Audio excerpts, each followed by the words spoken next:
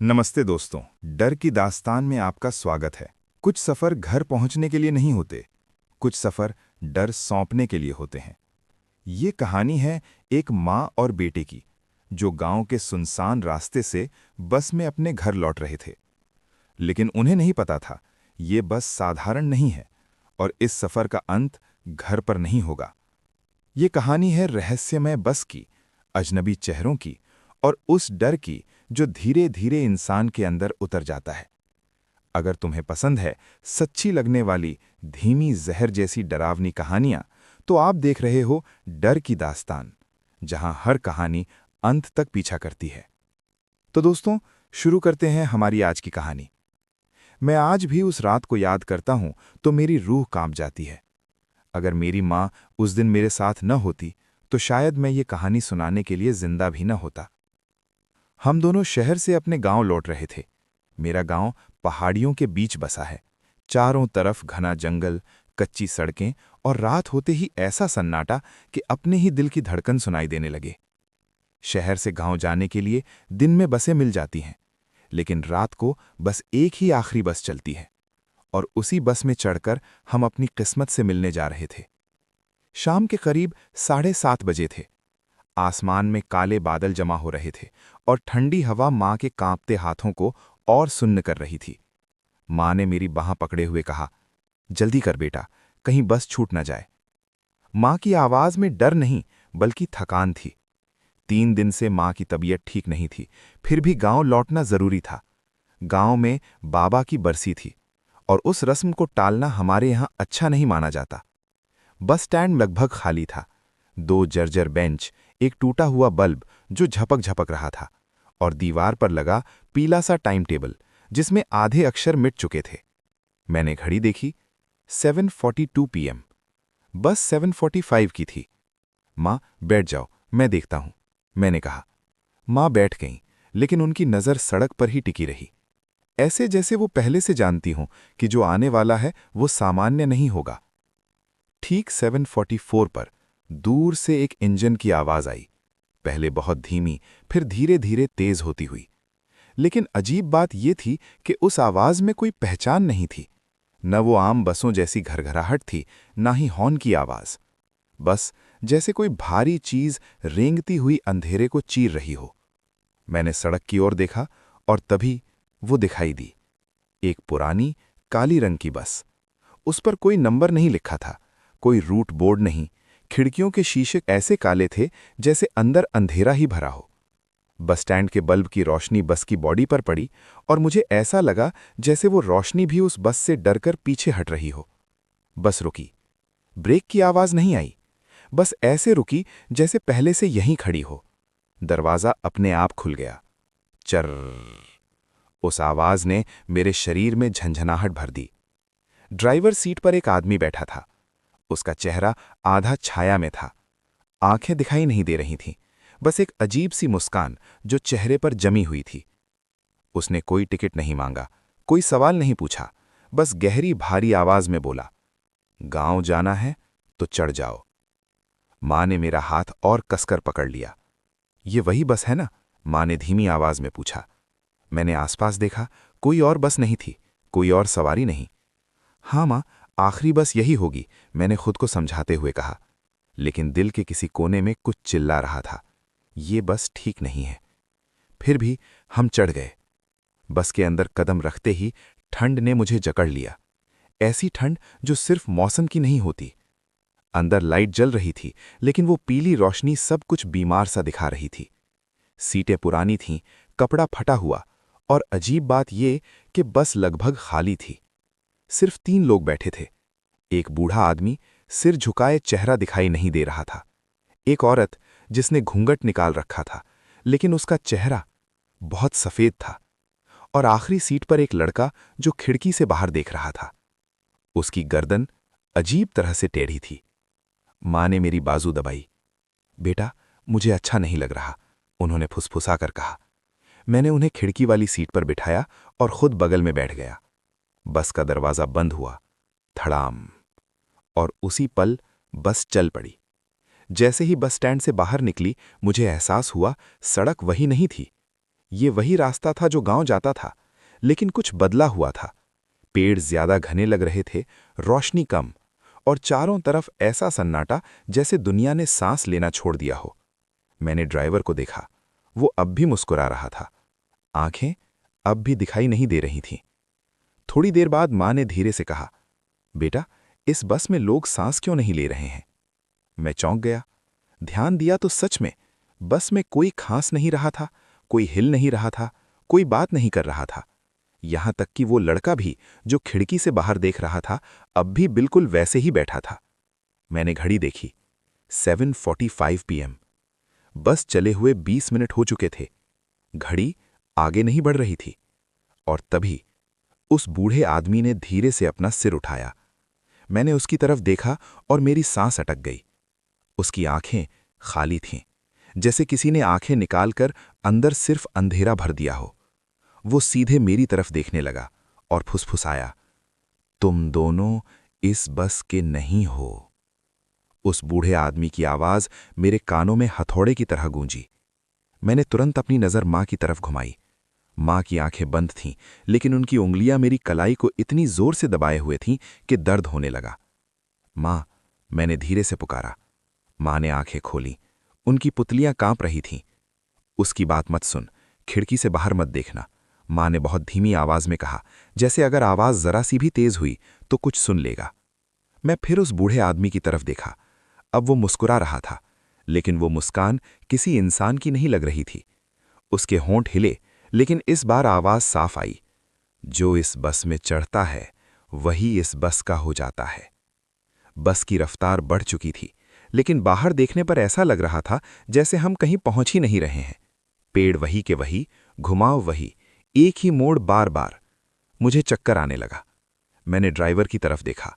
वो अब भी सामने सड़क की ओर देख रहा था, बिना पलक झपकाए।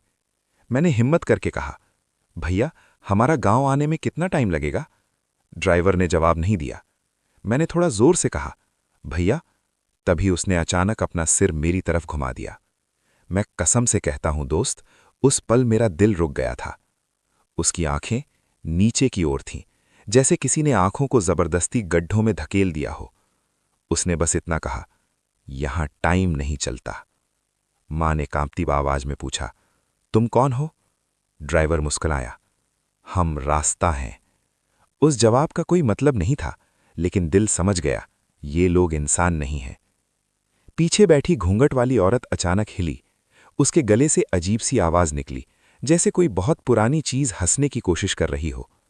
उसने धीरे धीरे अपना घूंघट हटाया और मैं चीखते चीखते रह गया। उसका चेहरा चेहरा था ही नहीं। जहां आंखें होनी चाहिए थीं, वहां गहरे गड्ढे थे। नाक सिर्फ एक छेद, मुंह बहुत चौड़ा और अंदर काले दांत। उसने मेरी मां की तरफ देखा। मां, उसने मेरी मां की आवाज में कहा। मेरी मां सहर गई। नजर मत मिलाना, मां ने मेरी तरफ देखे बिना कहा। ये तेरी आवाज, तेरी शक्ल सब चुरा लेते हैं। अब बस के अंदर की हवा भारी हो गई थी। मुझे सांस लेने में दिक्कत होने लगी। अचानक पीछे वाली सीट से वो लड़का उठा, जिसकी गर्दन टेढ़ी थी। वो हमारे पास आया। चल नहीं रहा था, घिसट रहा था। उसकी गर्दन अब पूरी उल्टी मुड़ चुकी थी। उसने मेरी आंखों में देखा और बोला, मैं भी अपनी मां के साथ आया था। मैंने कांपते हुए पूछा, फिर? उसने मुस्कुराकर बस की छत की तरफ इशारा किया। मैंने ऊपर देखा, और जो देखा उसके बाद मेरे आंखों में आंसू आ गए। बस की छत पर हाथों के निशान थे, खून के सूखे छींटे, और किसी ने नाखूनों से खरोच कर लिखा था, उतरने मत देना। मां रोने लगी। भगवान का नाम ले बेटा, आंखें बंद कर ले, मां ने कहा। मैंने आंखें बंद की, लेकिन कान बंद नहीं कर सका। चारों तरफ फुसफुसाहटें थीं। यही बस है, यही रास्ता, घर पहुंचा देंगे। तभी बस अचानक झटके से रुकी। धड़ाम। मेरी आंखें खुल गईं। बस के बाहर हमारा गांव था। वही पुराना पीपल का पेड़, वही टूटा हुआ बोर्ड, स्वागत है। मां ने राहत की सांस ली। देखा, पहुंच गए, मां ने कहा। लेकिन मेरा दिल अब भी डूब रहा था, क्योंकि गांव में एक भी घर जलता हुआ नहीं था। कोई दिया नहीं, कोई आवाज नहीं। बस के दरवाजे खुल गए। ड्राइवर बोला, उतर जाओ, यही तुम्हारा घर है। मैं उठने ही वाला था कि पीछे से उस बूढ़े आदमी की आवाज आई, अगर उतर गए तो वापस नहीं आओगे। मैं जम गया। मां ने मेरी तरफ देखा। उनकी आंखों में डर नहीं था, बस एक सवाल था। बस का दरवाजा खुला हुआ था। बाहर हमारा गांव दिख रहा था, लेकिन वैसा गांव जैसा मैंने कभी नहीं देखा था। ना कुत्तों के भौंकने की आवाज, ना किसी घर से धुएं की लकीर, ना मंदिर की घंटी, बस सन्नाटा। ऐसा सन्नाटा जो कानों में सीटी मारता है। ड्राइवर की भारी आवाज फिर गूंजी, उतर जाओ, यही तुम्हारा घर है। मैंने मां की तरफ देखा। मां भी बाहर देख रही थी, लेकिन उनकी आंखें खुशी से नहीं, डर से फैली हुई थीं। बेटा, मां ने धीरे से कहा, हमारा गांव ऐसा कभी नहीं होता। पीछे से वही बूढ़ा आदमी हंसा। गांव वही है, उसने कहा, बस अब जीने वाले नहीं रहे। मेरे शरीर में झुरझुरी दौड़ गई। क्या मतलब? मैंने पूछा। वो बूढ़ा अपनी सीट से उठा, धीरे धीरे चलता हुआ हमारे पास आया। उसके पैर जमीन को छू ही नहीं रहे थे। इस रास्ते से जो गया वो या तो घर पहुंचा या फिर रास्ता बन गया। मां ने अचानक मेरा हाथ खींचा। उतरना मत, उन्होंने सख्त आवाज में कहा। ये बस लोगों को घर नहीं, खाली जगह दिखाती है। मैं समझ नहीं पा रहा था, मां को ये सब कैसे पता? मां, आपको कैसे? चुप, मां ने कहा, और मेरी बात ध्यान से सुन। मां ने मेरी तरफ झुककर कहा, जब तू छोटा था ना, तेरे बाबा इसी रास्ते से कभी वापस नहीं आए थे। मेरे सीने में कुछ टूट गया। बाबा? हाँ, मां की आवाज कांप गई। वो भी एक बस में ही गए थे, ऐसी ही बस में। मेरे दिमाग में अचानक वो सारी बातें घूम गईं। बाबा का अचानक गायब हो जाना, गांव वालों का बात बदल देना, और मां का हर साल इस रास्ते से बचना। ड्राइवर हंसा। तो याद आ गया, उसने कहा, तुम्हारे बाबा भी बैठे थे यहीं। मेरी आंखों में गुस्सा भर गया। तुमने क्या किया उनके साथ? ड्राइवर ने सामने सड़क की ओर देखते हुए कहा, जो उतर गया वो कभी वापस नहीं आया। बस के बाहर हवा चलने लगी। पीपल के पेड़ की पत्तियां उल्टी दिशा में हिल रही थी, जैसे हवा भी किसी और तरफ से आ रही हो। अचानक गांव के अंदर एक दिया जला, फिर दूसरा, फिर तीसरा। धीरे धीरे पूरा गांव जल उठा। अब वो सामान्य लग रहा था। मेरी आंखें धोखा खा रही थी। देखो, मैंने कहा, अब तो सब ठीक लग रहा है। लेकिन मां का चेहरा और सफेद हो गया। यही तो खतरा है बेटा, मां बोली। ये वही दिखाते हैं जो हम देखना चाहते हैं। घूंघट वाली औरत फिर बोली, इस बार मेरी मां की आवाज में। उतर जाओ बेटा, घर पहुंच गए। मां ने तुरंत आंखें बंद कर ली। उसकी आवाज मत सुन, मां ने कहा, वो मेरी नहीं है। मैं पसीने से भीग चुका था। बस के अंदर अब दीवारें जैसे पास आ रही थी, छत झुक रही थी, सांस लेना मुश्किल हो गया। तभी बस के बाहर एक आकृति दिखाई दी। एक बूढ़ा आदमी लकड़ी की लाठी के सहारे खड़ा। मेरा दिल जोर से धड़का। मां, मैंने फुसफुसाया, वो बाबा लग रहे हैं। मां ने बाहर देखा। उनकी आंखों से आंसू बहने लगे। हां, मां बोली, वही हैं। बाबा ने हाथ उठाकर हमें बुलाया। आ जाओ, उनकी आवाज आई। मेरे पैरों में जैसे जान लौट आई। मैं उठने ही वाला था कि मां ने मुझे जोर से पकड़ लिया। नहीं, वो तेरे बाबा नहीं हैं। लेकिन मां, तेरे बाबा कभी बाईं हाथ से लाठी नहीं पकड़ते थे। मां की आवाज कांप रही थी, और वो दाहिने हाथ से बुला रहे हैं। बाहर खड़ा वो आदमी अचानक मुस्कुराया। उसकी गर्दन धीरे धीरे घूमने लगी, पूरी उल्टी, और फिर उसकी आवाज बदल गई। समझदार हो गई है तू। बस का दरवाजा अपने आप धड़ाम से बंद हो गया। बस फिर चल पड़ी। गांव धीरे धीरे धुंध में गायब हो गया।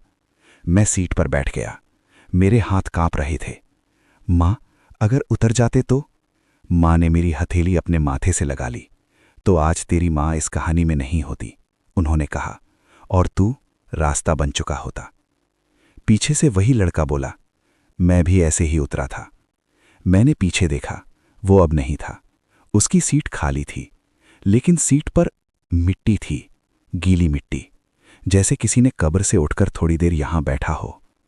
ड्राइवर ने धीमी आवाज में कहा, अगला पड़ाव, जहां फैसला बदला नहीं जा सकता। मैंने खिड़की से बाहर देखा।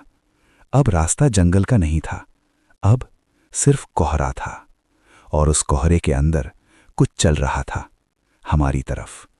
माँ ने मेरी तरफ देखा। बेटा, अब चाहे कुछ भी दिखे, कुछ भी सुने। उन्होंने मेरी आंखों में देखा। बस से उतरना मत।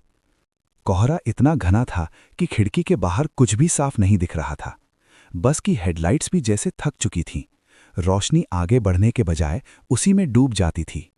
ड्राइवर की आवाज गूंजी, अगला पड़ाव, सुनवाई। सुनवाई? मैंने फुसफुसाया। माँ ने मेरी उंगलियां कसकर पकड़ ली। अब ये सवाल पूछेंगे, उन्होंने कहा, और जो गलत जवाब देगा वो उतर जाएगा। बस धीमी हुई, फिर रुकी।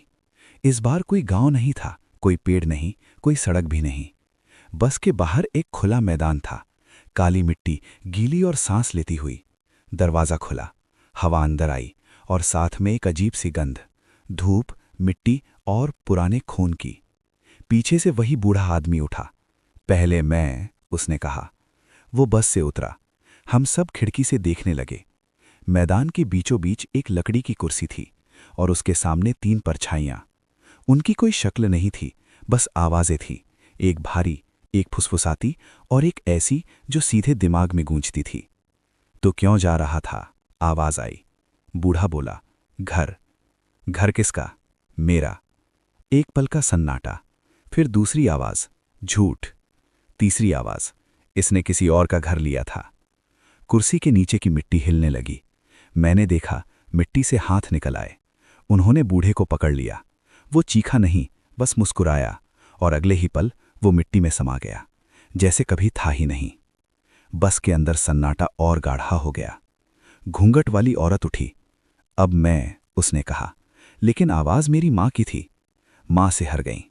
मत जाओ, ये तुम्हें मेरी शक्ल दे रहे हैं। औरत फिर भी उतरी, कुर्सी पर बैठी। तो किसके लिए जा रही थी? आवाज आई, बेटे के लिए। औरत बोली, सच? हाँ। तीसरी आवाज हंसी, तू अपने लिए जा रही थी। मिट्टी फिर हिली। इस बार औरत चिल्लाई। उसका घूंघट गिरा और उसकी शक्ल बदलने लगी, कभी जवान, कभी बूढ़ी, कभी कोई नहीं। हाथों ने उसे खींच लिया। मैदान फिर खाली। अब बस में सिर्फ हम बचे थे, मैं और माँ और ड्राइवर। ड्राइवर ने पीछे मुड़कर देखा। पहली बार उसकी आंखें दिखाई दी, और दोस्त, उनमें कुछ भी नहीं था। अब तुम्हारी बारी, उसने कहा। माँ खड़ी हो गई। नहीं, मैंने कहा, माँ नहीं जाएंगी। ड्राइवर मुस्कुराया। तो फिर तू? माँ ने मेरा रास्ता रोक लिया। मैं जाऊंगी, उन्होंने कहा। माँ, चुप, यही कीमत है। माँ बस से उतरी। मेरा सीना फटने लगा। मैदान में वो कुर्सी अब भी थी। माँ बैठी। आवाजें आईं, तू क्यों जा रही थी? माँ ने बिना रोके कहा, अपने बेटे को घर पहुंचाने। घर क्या है? जहां वो सुरक्षित हो। एक पल का सन्नाटा, फिर दूसरी आवाज, और अगर तुझे मिट्टी में जाना पड़े। माँ ने मेरी तरफ देखा और मुस्कुराई, तो भी मंजूर। मैदान में कुछ बदला। मिट्टी शांत हो गई, हाथ नहीं निकले। तीसरी आवाज बोली, एक शर्त। माँ ने कहा, बोलो। तू उतरेगी, लेकिन तेरा बेटा नहीं। मेरा दिल बैठ गया। नहीं, मैंने चिल्लाया। माँ उठी। बेटा, याद रखना, बस किसी को तभी पकड़ पाती है जब हम डर को पकड़ लेते हैं। मैं रोने लगा। माँ ने मेरी तरफ देखा। आंखें बंद कर, उन्होंने कहा, और मेरी आवाज याद रख। माँ ने मैदान की तरफ कदम बढ़ाया, और उसी पल मैंने चीख मारी, मैं उतरूंगा। सब रुक गया, आवाजें चुप। ड्राइवर घूमा। फैसला बदला नहीं जा सकता, उसने कहा। तुमने कहा था यहां सुनवाई होती है, तो सुनो। मेरी माँ ने सच कहा, अब मेरी बारी है। एक लंबा सन्नाटा, फिर तीसरी आवाज बोली, तो कीमत देगा? मैंने कहा, हां, लेकिन उतरूंगा नहीं। मिट्टी हिली, फिर शांत। अचानक मैदान गायब हो गया। बस फिर से सड़क पर थी, दरवाजा बंद। माँ सीट पर थी, जिंदा, हांफती हुई। मैंने उन्हें पकड़ लिया। माँ, उन्होंने मेरी पीठ थपथपाई। देखा, डर हार गया। ड्राइवर ने आगे देखते हुए कहा, एक कीमत दी गई है। मैंने पूछा, कौन सी? उसने जवाब दिया, यादें। मेरे दिमाग में झटका लगा, कुछ फिसलने लगा। मुझे याद नहीं आ रहा था कि बस स्टैंड कैसा था, शहर का नाम क्या था, यहां तक कि बाबा की आवाज। माँ ने मेरा चेहरा पकड़ लिया। मुझे देख, जब तक मुझे याद रखेगा तब तक ये बस हमें नहीं ले जा पाएगी। कोहरा छटने लगा, सड़क साफ दिखी, दूर हमारा असली गांव, रोशनियों के साथ, घंटियों की आवाज़। ड्राइवर की आवाज़ आखिरी बार आई, याद रखना ये आखिरी सफ़र नहीं था। बस रुकी, दरवाज़ा खुला। इस बार हवा में मिट्टी की नहीं, घर की गंध थी। बस रुकी थी। इस बार सचमुच हमारा गांव सामने था। मंदिर की घंटी बज रही थी। कहीं दूर से कुत्ते भौंकने की आवाज आ रही थी।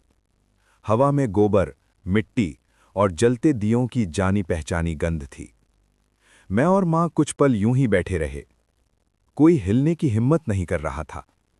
ड्राइवर ने बिना पीछे देखे कहा, अब उतर सकते हो। मैंने मां की तरफ देखा। मां ने सिर हिलाया। हम उठे। जैसे ही मेरा पैर बस के फर्श से बाहर पड़ा, मेरे कानों में एक तेज सरसराहट हुई। ऐसा लगा जैसे किसी ने मेरे दिमाग से कुछ खींच लिया हो। मैं लड़खड़ा गया। बेटा, मां ने मुझे पकड़ लिया। मुझे कुछ याद नहीं आ रहा, मैंने कहा। बस कुछ खाली सा लग रहा है। मां ने मुझे सीने से लगा लिया। यादें गई हैं, उन्होंने कहा, लेकिन जान बची है। हम दोनों बस से उतर गए। पीछे मुड़कर देखा, बस वहां थी ही नहीं। न टायर के निशान, न धुआं, न आवाज, जैसे कभी आई ही न हो। गांव वाले धीरे धीरे बाहर निकलने लगे। कोई हमें देखकर हैरान नहीं हुआ, जैसे वो हमें यहीं उम्मीद कर रहे हों। एक बूढ़ी औरत जिसने मुझे बचपन से देखा था, मेरे पास आई। उसने मेरे माथे पर हाथ रखा। आ गए, उसने कहा। बस ने छोड़ दिया। मेरे रोंगटे खड़े हो गए। आपको कैसे पता? मैंने पूछा। वो औरत मुस्कुराई, लेकिन उस मुस्कान में खुशी नहीं थी। क्योंकि हर पीढ़ी में, उसने कहा, एक मां और एक बेटा जाता है। मां का हाथ कस गया। क्या मतलब? मां ने पूछा। बूढ़ी औरत ने गांव के पुराने पीपल की तरफ इशारा किया। चलो, उसने कहा, अब समय आ गया है सच बताने का। पीपल के नीचे बैठते ही मुझे भारीपन महसूस होने लगा। हवा भी वहां अलग थी, ठंडी लेकिन बोझिल। वहां गांव के 4-5 बुजुर्ग पहले से बैठे थे। उनमें से एक ने बोलना शुरू किया। बहुत पहले, जब ये सड़क नहीं बनी थी, तब जंगल के बीच से सिर्फ एक रास्ता जाता था। उस रास्ते पर लोग अक्सर गायब हो जाते थे, मां बेटे सबसे ज्यादा। मेरे दिल की धड़कन तेज हो गई। बूढ़े ने आगे कहा, 1 साल अकाल पड़ा, भूख से लोग मरने लगे। तब गांव वालों ने एक गलत फैसला लिया। मां ने फुसफुसाया, कुर्बानी? बूढ़े ने सिर हिलाया। हां, उन्होंने एक मां और उसके बेटे को जंगल में छोड़ दिया। कहा गया, अगर रास्ता देवता खुश हुए तो गांव बचेगा। मेरे कानों में सीटी बजने लगी। लेकिन हुआ उल्टा। बूढ़े ने कहा, मां ने बेटे को बचाने के लिए रास्ते से सौदा कर लिया। उस रात एक बस निकली, बिना नंबर, बिना नाम, और तब से हर पीढ़ी में रास्ता अपनी कीमत मांगता है। मैं उठ खड़ा हुआ। तो ये बस रास्ता है? मैंने पूछा। नहीं, बूढ़ी औरत बोली, ये वो मां है। मेरी सांस रुक गई, जिसने बेटे के लिए सब कुछ दे दिया, और अब वो हर मां बेटे को परखती है। मां की आंखों से आंसू बहने लगे। तो बाबा? मां ने कांपती आवाज में पूछा। एक बुजुर्ग ने जवाब दिया, तुम्हारे ससुर ने बस को पहचान लिया था, लेकिन डर गए, और डर यही बस का दरवाजा खोल देता है।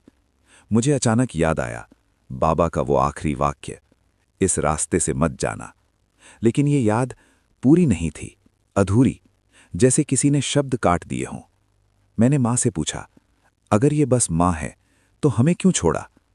मां ने मेरी तरफ देखा। उनकी आंखों में डर नहीं था, बस दृढ़ता। क्योंकि मैंने वही किया जो पहली मां नहीं कर पाई थी। मैंने सौदे में खुद को नहीं, डर को छोड़ा। पीपल के पत्ते अचानक तेज हिलने लगे। हवा में वही जानी पहचानी गंध फैल गई, पुरानी मिट्टी, बस की। एक बुजुर्ग बोला, खत्म नहीं हुआ है। अब जब इसने तुम्हें छोड़ दिया है तो ये तुम्हें देखेगी। मेरे पेट में अजीब सा मरोड़ उठा। कब? मैंने पूछा। बूढ़ी औरत ने जवाब दिया, जब तू खुद मां बनेगा। मेरे रोंगटे खड़े हो गए। उसी पल गांव के बाहर सड़क की तरफ से इंजन की बहुत धीमी आवाज आई, बहुत दूर, जैसे कोई अभी नहीं आ रहा लेकिन रास्ता नाप रहा हो। मां ने मेरा हाथ पकड़ लिया। डरना मत, जब तक हम सच जानते हैं तब तक रास्ता हमें नहीं ले जा सकता। मैंने सिर हिलाया, लेकिन अंदर कहीं मुझे पता था ये कहानी यहीं खत्म नहीं हुई। पीपल के पत्ते अब भी हिल रहे थे, लेकिन हवा बंद हो चुकी थी। गांव के बुजुर्ग एक दूसरे की तरफ देखने लगे, जैसे किसी ने वो बात कह दी हो जिसे सुनने के लिए कोई तैयार नहीं था। और तभी वो आवाज आई। कोई इंजन नहीं, कोई हॉर्न नहीं, बस एक भारी जानी पहचानी सरसराहट। आ जाओ। मेरा नाम नहीं लिया गया था, फिर भी मुझे पता था मुझे ही बुलाया गया है। मां ने मेरा हाथ और कसकर पकड़ लिया। नहीं देखना, सड़क की तरफ बिल्कुल मत देखना। लेकिन डर की सबसे बुरी बात यही होती है दोस्त, वो आंखें नहीं, ध्यान खींचता है। मेरी नज़र अपने आप गांव के बाहर बनी उस सड़क की ओर चली गई, और वहां कोई बस नहीं थी।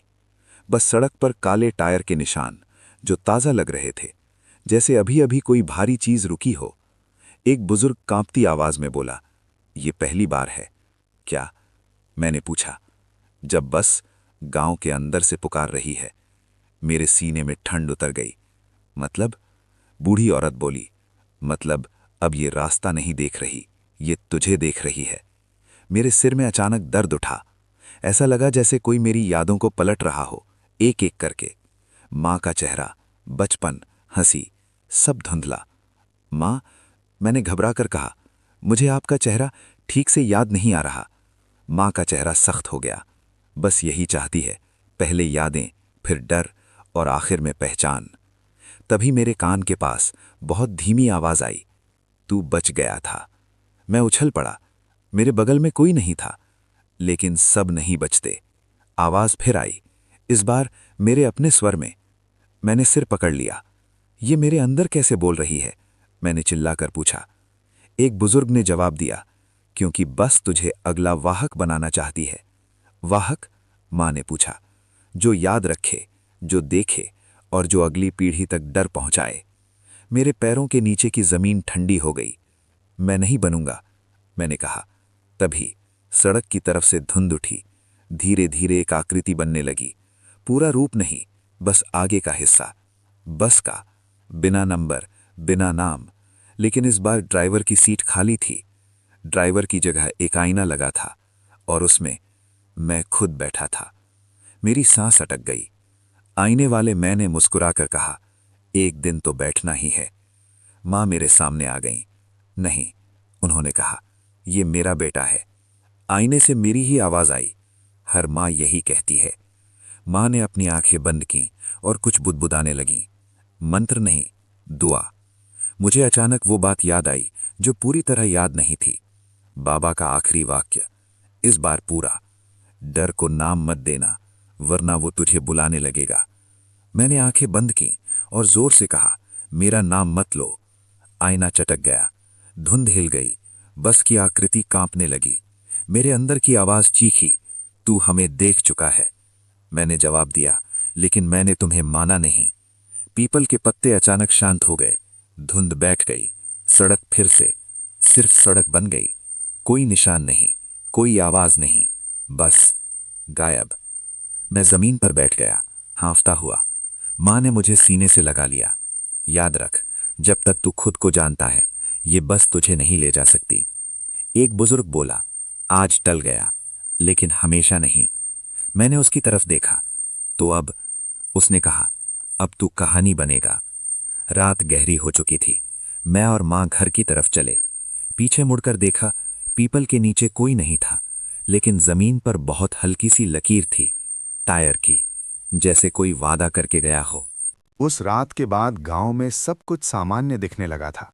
खेतों में लोग काम करने लगे, मंदिर में घंटी बजने लगी, और मां भी जैसे धीरे धीरे खुद को संभालने लगी थी।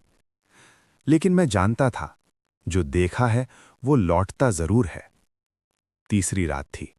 मैं आंगन में चारपाई पर लेटा हुआ था। आसमान साफ था, लेकिन मुझे नींद नहीं आ रही थी। कान कान अब भी किसी आवाज की तलाश में थे। और तभी ठक ठक ठक, दरवाजे पर। इतनी रात को हमारे यहां कोई दस्तक नहीं देता। मां अंदर से बोली, कौन? बाहर से एक थकी हुई आवाज आई, मदद चाहिए। मेरे बदन में सिहरन दौड़ गई। ये आवाज पहचानी सी थी। मैं उठा और दरवाजे की ओर बढ़ा। मां ने मेरा हाथ पकड़ लिया। तू नहीं, उन्होंने कहा, पहले मैं देखूंगी। मां ने धीरे से दरवाजा खोला और जो सामने खड़ा था वो आदमी भीगा हुआ था, जैसे अभी अभी किसी बहुत गीली मिट्टी से निकला हो। उसके कपड़े पुराने थे, आंखें अंदर धसी हुईं और पैरों में मिट्टी जमी थी। मैं रास्ता भटक गया हूं, उसने कहा। बस से उतरा था। मां की आंखें फैल गईं। उन्होंने दरवाजा पूरा खोल दिया। वो आदमी अंदर आया। मैंने ध्यान दिया, वो छाया नहीं डाल रहा था। लालटेन की रोशनी उसके ऊपर पड़ी, लेकिन जमीन खाली रही। मां ने पानी दिया।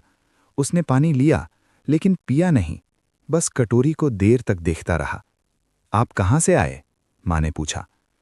उसने सिर उठाया और कहा, जहां से लोग लौटते नहीं। मेरे पेट में मरोड़ उठा। आपका नाम? मैंने पूछा। वो थोड़ी देर चुप रहा, फिर बोला, नाम बस में रह गया। मां ने मुझे एक नजर से देखा। मैं समझ गया, ये वही है। बस ने इसे छोड़ा है या भेजा है। आप कब उतरे? मां ने पूछा।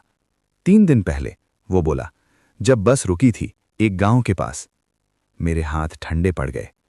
3 दिन? मैंने कहा। लेकिन आप तो अभी आए हैं। वो मुस्कुराया। बस में समय नहीं चलता, उसने कहा। बाहर आने में देर लगती है। मैंने उसके पैरों की तरफ देखा। मिट्टी गीली थी, जैसी कब्र की मिट्टी होती है। रात को हमने उसे कमरे में सुला दिया, लेकिन मुझे नींद नहीं आई। मैं बाहर आंगन में बैठा रहा और तभी कमरे से फुसफुसाने की आवाज आने लगी। मैं दबे पांव दरवाजे के पास गया। अंदर झांका। वो आदमी बिस्तर पर बैठा था और सामने कोई नहीं। फिर भी वो बोल रहा था, हाँ हाँ, मैं याद रखूंगा। मेरे कानों में वो आवाज फिर गूंजी, अब 2 हैं। अचानक उस आदमी ने मेरी तरफ देखा, सीधे, जैसे वो जानता हो मैं दरवाजे पर हूं। उसकी आंखें अब खाली नहीं थीं। उनमें बस की रोशनी थी, पीली, बीमार। वो बोला, तू मुझे देख सकता है ना? मैं पीछे हट गया। मां, मैंने पुकारा। मां दौड़ कर आईं। उन्होंने उस आदमी को देखा और ठिठक गईं। ये, मां फुसफुसाईं, ये अभी पूरा बाहर नहीं आया है। वो आदमी धीरे धीरे खड़ा हुआ। उसके पैर जमीन को छू रहे थे। अब मुझे रहने दो, उसने कहा, वरना वो खुद आ जाएगी। मां ने सख्त आवाज में कहा, तू किसका रास्ता है? वो मुस्कुराया और बोला, जो बच गया वो पुल बन जाता है। मेरे सिर में दर्द उठने लगा। यादें हिलने लगीं। मैंने महसूस किया, अगर ये आदमी यहां रहा तो बस को आने की जरूरत नहीं पड़ेगी। यही रास्ता बन जाएगा। मां ने मेरा हाथ पकड़ा। सुबह होने से पहले, उन्होंने कहा, हमें इसे वापस उसी जगह छोड़ना होगा जहां से ये आया है। बाहर हवा चलने लगी। पीपल के पत्तों की सरसराहट फिर सुनाई दी। बहुत दूर से इंजन की धीमी आवाज। वो आदमी हंसा। देर हो रही है, उसने कहा, वो मुझे लेने आ रही है। मां ने लालटेन उठाई, मैंने लाठी। वो आदमी हमारे बीच चल रहा था, चुपचाप, सिर झुकाए हुए। रात गहरी थी, इतनी गहरी कि गांव की आखिरी झोंपड़ी भी पीछे छूट चुकी थी। हम उसी कच्चे रास्ते पर थे जहां से वो बस पहली बार दिखी थी। रुको, उस आदमी ने अचानक कहा। हम दोनों ठिठक गए। उसने जमीन की तरफ इशारा किया। यहीं, वो बोला। यहीं मैं उतरा था। मैंने जमीन देखी। मिट्टी अलग थी, जैसे किसी ने उसे कई बार खोदा हो। मां ने कांपती आवाज में पूछा, अगर हम तुझे यहां छोड़ देंगे तो क्या वो नहीं आएगी? वो आदमी मुस्कुराया। आएगी, उसने कहा, लेकिन तुम्हारे लिए नहीं। हवा तेज हो गई। पीपल के पत्ते दूर कहीं हिलने लगे, हालांकि पास कोई पेड़ नहीं था। मां ने लालटेन जमीन पर रखी। घुटनों के बल बैठ, उन्होंने उस आदमी से कहा। वो बैठ गया। उसका शरीर अब आधा धुंधला लग रहा था, जैसे वो यहां है भी और नहीं भी। तभी इंजन की आवाज, इस बार साफ, बहुत पास। मेरी सांस अटक गई। माँ, मैंने पुकारा। माँ दौड़ कर आईं। उन्होंने उस आदमी को देखा और ठिठक गईं। ये, माँ फुसफुसाईं, ये अभी पूरा बाहर नहीं आया है। वो आदमी धीरे धीरे खड़ा हुआ। उसके पैर जमीन को छू रहे थे। अब मुझे रहने दो, उसने कहा, वरना वो खुद आ जाएगी। माँ ने सख्त आवाज में कहा, तू किसका रास्ता है? वो मुस्कुराया और बोला, जो बच गया वो पुल बन जाता है। मेरे सिर में दर्द उठने लगा, यादें हिलने लगीं। मैंने महसूस किया, अगर ये आदमी यहां रहा तो बस को आने की जरूरत नहीं पड़ेगी, ये ही रास्ता बन जाएगा। माँ ने मेरा हाथ पकड़ा। सुबह होने से पहले उन्होंने कहा, हमें इसे वापस उसी जगह छोड़ना होगा जहां से ये आया है। बाहर हवा चलने लगी। पीपल के पत्तों की सरसराहट फिर सुनाई दी। बहुत दूर से इंजन की धीमी आवाज। वो आदमी हंसा। देर हो रही है, उसने कहा, वो मुझे लेने आ रही है। माँ ने लालटेन उठाई, मैंने लाठी। वो आदमी हमारे बीच चल रहा था, चुपचाप, सिर झुकाए हुए। रात गहरी थी, इतनी गहरी कि गांव की आखिरी झोंपड़ी भी पीछे छूट चुकी थी। हम उसी कच्चे रास्ते पर थे जहां से वो बस पहली बार दिखी थी। रुको, उस आदमी ने अचानक कहा। हम दोनों ठिठक गए। उसने जमीन की तरफ इशारा किया। यहीं, वो बोला, यहीं मैं उतरा था। मैंने जमीन देखी। मिट्टी अलग थी, जैसे किसी ने उसे कई बार खोदा हो। माँ ने कांपती आवाज में पूछा, अगर हम तुझे यहां छोड़ देंगे तो क्या वो नहीं आएगी? वो आदमी मुस्कुराया। आएगी, उसने कहा, लेकिन तुम्हारे लिए नहीं। हवा तेज हो गई। पीपल के पत्ते दूर कहीं हिलने लगे, हालांकि पास कोई पेड़ नहीं था। माँ ने लालटेन जमीन पर रखी। घुटनों के बल बैठ, उन्होंने उस आदमी से कहा। वो बैठ गया। उसका शरीर अब आधा धुंधला लग रहा था, जैसे वो यहां है भी और नहीं भी। तभी इंजन की आवाज, इस बार साफ, बहुत पास। मेरी सांस अटक गई। माँ, मैंने पुकारा। माँ दौड़ कर आईं। उन्होंने उस आदमी को देखा और ठिठक गईं। ये, माँ फुसफुसाईं, ये अभी पूरा बाहर नहीं आया है। वो आदमी धीरे धीरे खड़ा हुआ। उसके पैर जमीन को छू रहे थे। अब मुझे रहने दो, उसने कहा, वरना वो खुद आ जाएगी। माँ ने सख्त आवाज में कहा, तू किसका रास्ता है? वो मुस्कुराया और बोला, जो बच गया वो पुल बन जाता है। मेरे सिर में दर्द उठने लगा, यादें हिलने लगीं। मैंने महसूस किया, अगर ये आदमी यहां रहा तो बस को आने की जरूरत नहीं पड़ेगी, यही रास्ता बन जाएगा। माँ ने मेरा हाथ पकड़ा। सुबह होने से पहले उन्होंने कहा, हमें इसे वापस उसी जगह छोड़ना होगा जहां से ये आया है। बाहर हवा चलने लगी। पीपल के पत्तों की सरसराहट फिर सुनाई दी। बहुत दूर से इंजन की धीमी आवाज। वो आदमी हंसा। देर हो रही है, उसने कहा, वो मुझे लेने आ रही है। माँ ने लालटेन उठाई, मैंने लाठी। वो आदमी हमारे बीच चल रहा था, चुपचाप, सिर झुकाए हुए। रात गहरी थी, इतनी गहरी कि गांव की आखिरी झोंपड़ी भी पीछे छूट चुकी थी। हम उसी कच्चे रास्ते पर थे जहां से वो बस पहली बार दिखी थी। रुको, उस आदमी ने अचानक कहा। हम दोनों ठिठक गए। उसने जमीन की तरफ इशारा किया। यहीं, वो बोला, यहीं मैं उतरा था। मैंने जमीन देखी। मिट्टी अलग थी, जैसे किसी ने उसे कई बार खोदा हो। माँ ने कांपती आवाज में पूछा, अगर हम तुझे यहां छोड़ देंगे तो क्या वो नहीं आएगी? वो आदमी मुस्कुराया। आएगी, उसने कहा, लेकिन तुम्हारे लिए नहीं। हवा तेज हो गई। पीपल के पत्ते दूर कहीं हिलने लगे, हालांकि पास कोई पेड़ नहीं था। माँ ने लालटेन जमीन पर रखी। घुटनों के बल बैठ, उन्होंने उस आदमी से कहा। वो बैठ गया। उसका शरीर अब आधा धुंधला लग रहा था, जैसे वो यहां है भी और नहीं भी।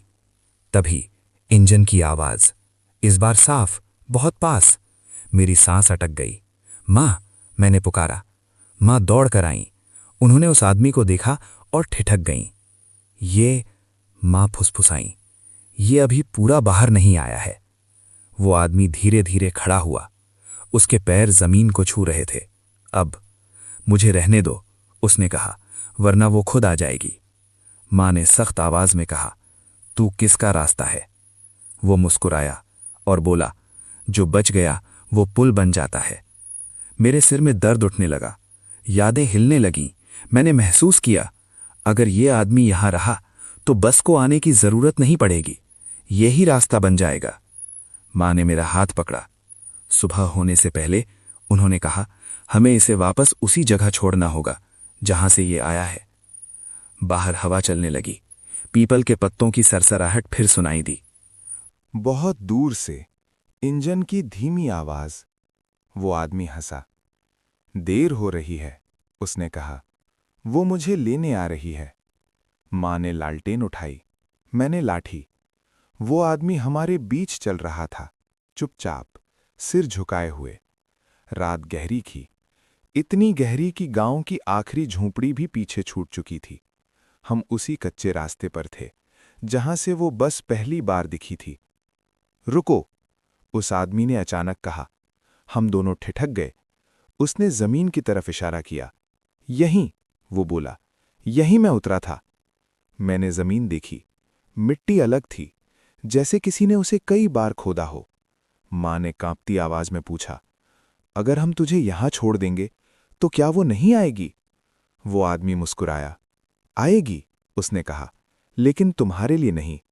हवा तेज हो गई। पीपल के पत्ते दूर कहीं हिलने लगे, हालांकि पास कोई पेड़ था ही नहीं।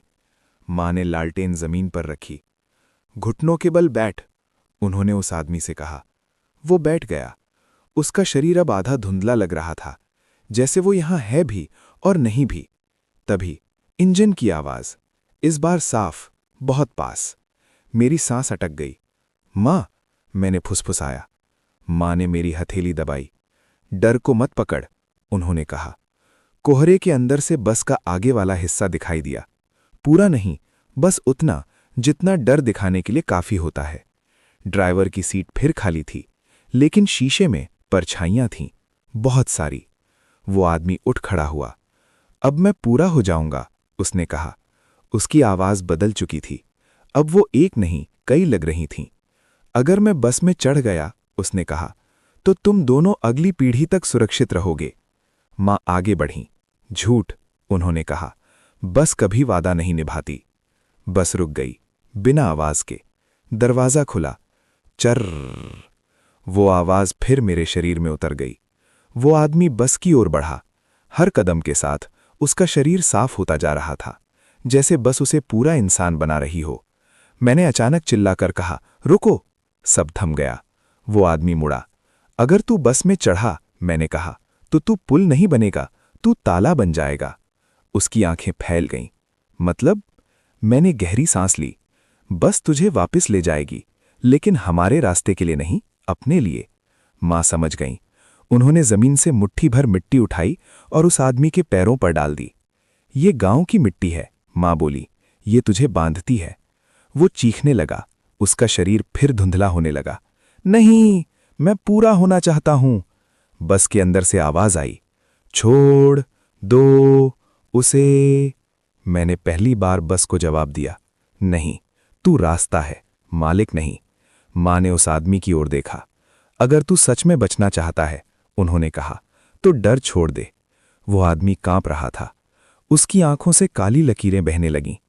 मुझे घर याद नहीं, उसने कहा। तो याद करने की जरूरत नहीं, बस डरना बंद कर। अचानक वो आदमी जमीन पर गिर पड़ा, पूरी तरह, इंसान की तरह। बस से तेज आवाज आई, जैसे कोई गुस्से में सांस खींच रहा हो। दरवाजा अपने आप बंद हो गया। बस पीछे हटने लगी। कोहरा उसके साथ खिंच गया। और फिर खामोशी। मैं और मां वहीं खड़े रह गए। जमीन पर पड़ा आदमी अब सामान्य लग रहा था, सांस ले रहा था, जिंदा। सुबह होने पर हम उसे गांव तक छोड़ आए। उसकी यादें टूटी हुई थीं, लेकिन आंखों में डर नहीं था, बस खालीपन। मां ने पीपल के नीचे बैठकर कहा, अब आखिरी बचा है। मैंने पूछा, क्या? उन्होंने मेरी तरफ देखा। बस को पता है कि हम डरना सीख चुके हैं, अब वो आखिरी बार आएगी। दूर सड़क की तरफ देखा तो बहुत हल्का सा टायर का निशान फिर उभर आया था, जैसे कोई अलविदा नहीं, चुनौती देकर गया हो। उस रात गांव सोया नहीं था। लोग अपने अपने घरों में थे, लेकिन दरवाजे खुले थे, दिए जल रहे थे। जैसे सबको पता हो, आज अगर अंधेरा आया तो छुपने की जगह नहीं मिलेगी। मैं और मां आंगन में बैठे थे। बीच में पीपल का पत्ता रखा था, सूखा हुआ, टूटा हुआ। माँ ने कहा था, अगर ये पत्ता हिले तो समझ लेना बस चल पड़ी है। हवा नहीं चल रही थी, फिर भी पत्ता हिला। मेरे गले में सूखापन उतर आया। आ गई? मैंने पूछा। माँ ने सिर हिलाया। चल पड़ी है, उन्होंने कहा, लेकिन अभी गांव तक नहीं पहुंची। माँ अंदर गईं और एक पुरानी संदूकची लेकर आईं। मैंने उसे पहले कभी नहीं देखा था। ये क्या है? मैंने पूछा। माँ ने संदूक खोली। अंदर एक पुराना बस टिकट था, फटा हुआ, पीला पड़ चुका। उस पर कोई नंबर नहीं था, कोई तारीख नहीं, बस एक लाइन, वापसी तय नहीं। मेरे हाथ कांप गए। ये? माँ ने गहरी सांस ली। तेरे बाबा का, उन्होंने कहा, आखिरी निशान। मेरे सीने में दर्द उठा। तो वो? माँ ने मेरी तरफ देखा। वो डरे और बस ने डर स्वीकार कर लिया। तभी बाँव के बाहर से हल्की सी रोशनी दिखी, पीली, बीमार, बस की। लेकिन आवाज अब भी नहीं थी। माँ ने मेरा चेहरा दोनों हाथों में लिया। ध्यान से सुन, उन्होंने कहा, आज बस तुझे लेने नहीं आई, आज वो तुझे चुनने आई है। कैसे? मैंने पूछा। वो तुझे दिखाएगी कि अगर तू माँ बना तो क्या खो सकता है। मेरा दिल जोर से धड़का। मतलब? माँ ने पीपल की तरफ देखा। वो तुझे भविष्य दिखाएगी और वही उसका आखिरी दांव है। अचानक गांव की सड़क पर एक कदमों की आवाज आई। कोई दौड़ नहीं रहा था, कोई चल नहीं रहा था, बस आ रहा था, धीरे, निश्चित। कोहरे के बीच एक आकृति उभरी। बस नहीं, एक बच्चा, लगभग 8-9 साल का। गंदे कपड़े, मिट्टी से सना चेहरा और आंखें मेरी जैसी। मेरे पैरों तले जमीन खिसक गई। माँ? मैं फुसफुसाया। ये तो... हाँ, माँ बोली, ये वही है जो बस तुझे दिखाना चाहती है। वो बच्चा मेरे सामने आकर रुका और बोला, अगर तुम नहीं चढ़ोगे तो मैं चढ़ जाऊंगा। मेरी सांस टूट गई। तू कौन है? मैंने पूछा। वो मुस्कुराया। जो तुम बनने वाले हो, या जो तुम खो दोगे। पीछे से इंजन की आवाज आई, इस बार बहुत साफ, बहुत करीब। माँ ने मेरा हाथ पकड़ लिया। याद रख, उन्होंने कहा, बस कभी झूठ नहीं दिखाती, बस अधूरा सच दिखाती है। वो बच्चा बस की तरफ देखने लगा और फिर मुझसे बोला, चलो, सीट खाली है। सड़क के मोड़ पर बस का पूरा ढांचा दिखने लगा। दरवाजा खुला था और इस बार ड्राइवर की सीट पर कोई नहीं था। माँ ने धीमी लेकिन मजबूत आवाज में कहा, अब फैसला तेरा है बेटा। अगर तू डर से भागा तो बस जीत जाएगी, और अगर तू रुका तो ये सफर यहीं टूटेगा। मैंने बच्चे की तरफ देखा, फिर माँ की तरफ, फिर बस की तरफ। मेरे अंदर सब कुछ चुप हो गया, डर भी, यादें भी। बस एक सवाल बचा, क्या मैं चढ़ूंगा या आखिरी बार इनकार करूंगा। बस मेरे सामने थी, दरवाजा खुला हुआ। अंदर अंधेरा नहीं था, अंदर खालीपन था। वो बच्चा जो मेरा ही चेहरा था, बस की पहली सीढ़ी पर पैर रख चुका था। उसने पीछे मुड़कर मुझे देखा। डर लग रहा है? उसने पूछा। मैंने महसूस किया, डर था, लेकिन अब वो मुझे पकड़ नहीं रहा था। मैंने माँ की तरफ देखा। माँ खड़ी थी, थकी हुई, लेकिन सीधी। याद रख, उन्होंने कहा, डर खत्म नहीं होता, बस उसे पकड़ने से मना किया जाता है। मैं आगे बढ़ा, बच्चे के सामने खड़ा हुआ, और पहली बार मैंने उससे आंखें नहीं चुराईं। तू मेरा भविष्य नहीं है, मैंने कहा। बच्चा हंसा। झूठ, उसने कहा, मैं वही ही जो तू खो देगा। मैंने सिर हिलाया। नहीं, तू वही है जिसे बस दिखा रही है। बस के अंदर से आवाज आई। इस बार वो भारी नहीं थी, न फुसफुसाती, सीधी थी। अगर तू नहीं चढ़ा तो ये चढ़ेगा। मैंने बिना पीछे देखे कहा, नहीं। बस चुप हो गई। मैंने बच्चे का हाथ पकड़ा। उसका हाथ ठंडा था, बहुत ठंडा। अगर तू बस में गया तो तू रास्ता बन जाएगा, और अगर मेरे साथ रहा। मैंने गहरी सांस ली। तो तू एक बस डर बनकर रह जाएगा। बच्चे की आंखों में कुछ बदला। पहली बार डर। तू क्या कर रहा है? उसने पूछा। मैंने कहा, मैं वो कर रहा हूं जो पहली मां और पहला बेटा नहीं कर पाए थे। मैंने बच्चे को अपनी तरफ खींच लिया, बस से दूर। उसी पल बस के अंदर तेज आवाज गूंजी, जैसे किसी ने बहुत गहरी सांस छोड़ी हो। दरवाजा अपने आप बंद होने लगा। बस ने आखिरी कोशिश की। चारों तरफ दृश्य बदल गया। मैंने खुद को देखा, अकेला, बूढ़ा, खाली घर में। मां की तस्वीर दीवार पर, नीचे लिखा, अगर चढ़ गया होता। मेरे पैर डगमगाए, लेकिन तभी मां की आवाज आई, ये अधूरा सच है। मैंने आंखें बंद की और कहा, मैं चढ़ूंगा नहीं। तेज हवा चली, पीपल के पत्ते जोर से हिले। बस की लाइटें एक एक कर बुझ गईं। इंजन की आवाज टूटी और फिर सन्नाटा। मैंने आंखें खोली। बस वहां नहीं थी। न सड़क पर, न मोड़ पर, न कहीं।